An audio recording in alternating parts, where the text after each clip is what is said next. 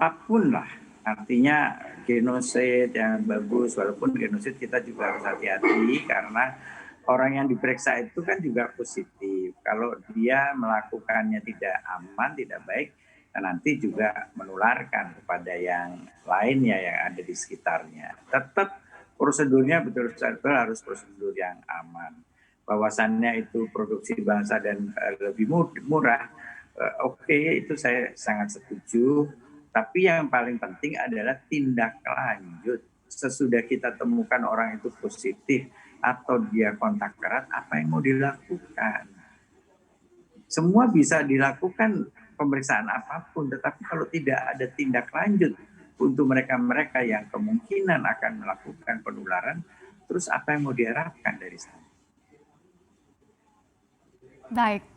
Dokter Kusmedi, kalau kita lihat sejak Maret 2020 hingga Januari 2021, kurva penambahan dari angka positif RI ini kan memang terus naik ya, bahkan beberapa kali memecah rekor. Dan juga positivity rate di Indonesia saat ini mencapai 33,4%, sedangkan standar WHO hanya di 5%. Menurut Anda, apa nih upaya yang harus dilakukan oleh pemerintah juga selanjutnya untuk mengurangi lagi angka dari positivity rate ini? Ya, jadi sejak bulan November ya, jadi sejak Satgas itu dibentuk, kita bulan Oktober kita perbaiki semua sistem, monitor dan sebagainya. Kemudian bulan November kita bergerak, kemudian angkanya mulai kelihatan mercik kan, karena trackingnya betul-betul berjalan sesuai dengan apa yang kita harapkan.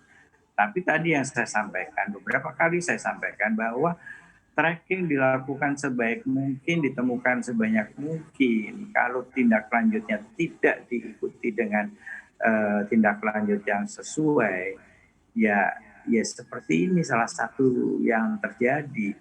Kita juga harus memikirkan, misalnya kalau di Jakarta mungkin masih tempat isolasi masih banyak yang disediakan, tapi kalau di daerah-daerah tempat isolasi itu nggak banyak yang dilakukan. Mereka yang melakukan isolasi di hotel, berapa banyak hotel yang dibuka untuk mereka yang melakukan isolasi mandiri. Bahkan mereka pun yang melakukan isolasi mandiri di rumah, itu juga masih banyak yang akhirnya mereka harus masuk ke tempat isolasi yang